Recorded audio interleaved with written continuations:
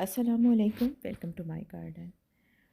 Aloe vera के पौधे की रिपोर्टिंग करना, उसके नए गमले तैयार करना हमेशा बहुत ही मुश्किल काम होता है।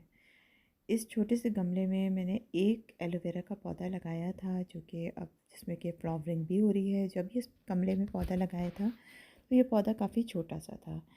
अब जो इसका ओरिजिनल पौधा था वो तो एकदम साइड पे पुश होने लगा है, और साइड पे इतने ज़्यादा बेबी प्लांट्स निकल चुके हैं कि अब इसमें ये कमरा सीधा खड़ा रखने के लिए भी इसको सहारे की ज़रूरत पड़ रही है, और बहुत ज़्यादा पौधे एक छोटे से गमले के अंदर हो गए हैं।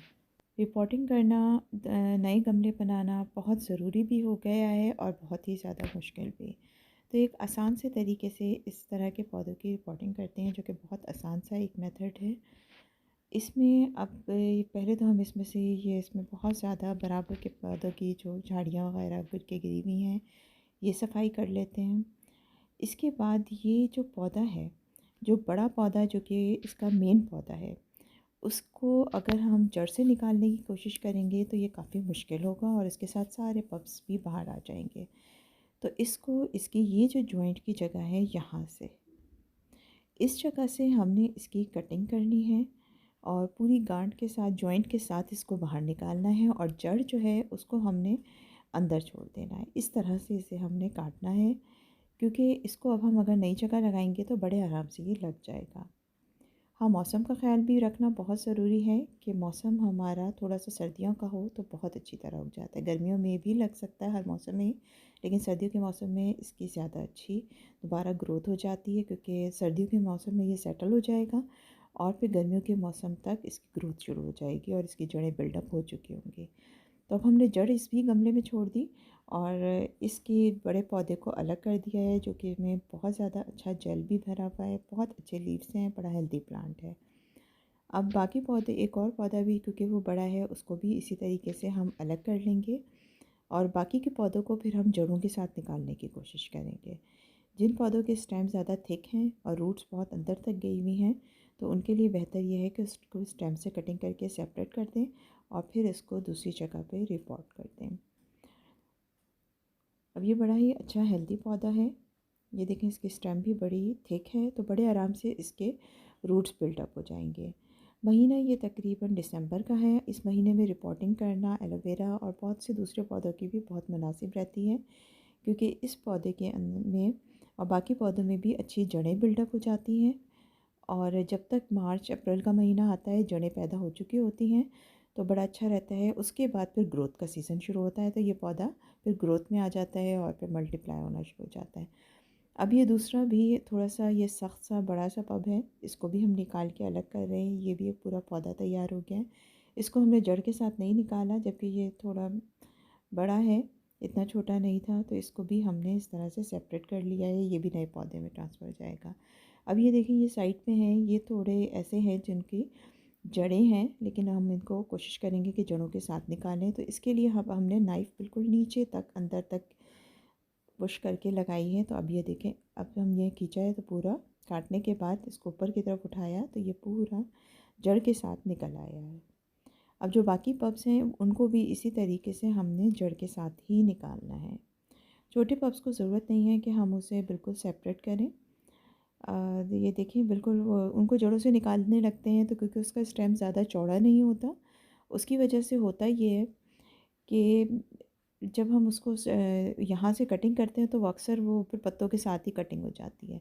बड़े इस पौधे की स्टेम काटा है, और छोटे पौधे को हमने यूँ सीधा नीचे की तरफ नाइफ़ से अलग करना है और फिर जड़ के साथ इस तरह निकालना है। अब ये जो छोटे पौधे हैं ये जड़ों के साथ बाहर आ रहे हैं। अब ये एक गमले में एक पौधा भी लगाएं तो हमारे लिए बहुत सही रहेगा, क्योंकि इस गमले में भी ये इसी साइज़ का पौधा एक लगाया था, जिससे इतने ज़्यादा पप्स हो गए हैं और वो पौधा भी बहुत अच्छा ग्रो कर गया है। चौड़े पेंदे का बर्तन हमेशा एलोवेरा के पौधे लगाने के लिए बहुत मुनासिब रहता है। अब देखें, ये इस तरीके से हम कटिंग कर रहे हैं। पहले नीचे तक नाइफ़ लेके गए, और फिर जब सेपरेट किया तो ये पूरा जड़ों के साथ पौधे आ रहे हैं। अब इन तमाम ही पौधों को अलग अलग गमलों में लगाना है, और पूरे एक सीज़न के बाद अगले दिसंबर तक हम देखेंगे तो हर पौधे से इतने ही ज़्यादा पब्स भी तैयार हो चुके होंगे, और इसी यही हालत इन सब पौधों के गमलों की हो चुकी होगी।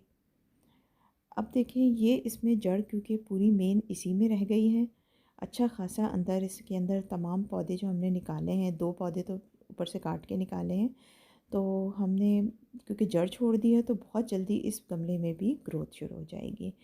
इस गमले के अंदर हम एक पौधा छोड़ देते हैं, बाकी सारे निकाल लेते हैं। इस पौधे को भी निकाल लेते हैं और उसके बाद सिर्फ एक पौधा होगा जो कि हमारा इस गमले में लगा रह जाएगा और बाकी सारी रूट्स होंगी पौधों की। तो बहुत ही जल्दी इस गमले के अंदर बहुत ज़्यादा पौधे निकल आएंगे। अब जितनी भी रूट्स गमले के अंदर बाहर आ रही हैं उसको दोबारा हम मिट्टी से अच्छी तरह से दबा देंगे ताकि हमारे पौधे जो हिल गए हैं वो ज़रा सेट हो जाएं। एक पब हमने उसके अंदर छोड़ दिया है इस तरीके से, और थोड़ी सी मिट्टी वगैरह डाल के फिर हम इसको अच्छी तरह से गमले को दोबारा सही हालत में डाल देंगे। थोड़ा सा भी पानी डालेंगे ताकि ये पौधा अच्छी तरह ग्रो कर सके। एलोवेरा बहुत ही शैलो रूटेड पौधे होते हैं, बहुत हल्की सी इनकी जड़ होती है और ये पौधा ज़्यादातर पूरा इसका ज़मीन से ऊपर होता है। तो इसकी वजह से बहुत ही कम मिट्टी में भी अगर हम इसे लगाते हैं तो ये बहुत अच्छा ग्रो कर जाता है। अब एक और पौधा जो कि हमने जड़ के साथ रखा था उसको दूसरे गमले में लगा देते हैं। मिट्टी इसमें कोई ख़ास सॉइल की ज़रूरत नहीं होती, नॉर्मल सी हमने मिट्टी लेनी है जो आम हमारी गार्डन की मिट्टी है। हर तरह की मिट्टी के अंदर ये लग जाते हैं। बस ये कि कोकोपीट वगैरह कभी ऐड मत कीजिए, नॉर्मल गार्डन की सॉइल हो और हल्की फुल्की अगर हम खाद जो नेचुरल फर्टिलाइज़र है वो डाल दें और साल में एक दफ़ा डाल दें, बाकी हम अपनी होममेड खाद वगैरह डाल सकते हैं तो ये बहुत अच्छे ग्रो करते हैं। ये दूसरा मेरा एलोवेरा बैकयार्ड गार्डन है। यहाँ पर ये बड़े वाले एलोवेरा पौधे को तो लगा दिया गया है, ये छोटे वाले भी मैं ले आई हूँ। यहाँ पे बहुत ज़्यादा एलोवेरा लगे हुए हैं और ये कुछ एलोवेरा के पौधे हैं जो कि गमलों में लगे हुए हैं और ये अक्सर ओवरफ्लो होते रहते हैं। अब ये देखें यहाँ पे अभी इसमें थोड़ा सा जो हमने गमले तैयार किए थे उसमें हमने पानी डाल दिया है। बगैर किसी केयर के ये बहुत जल्दी ग्रो हो जाएंगे। Take care. अल्लाह हाफ़िज़।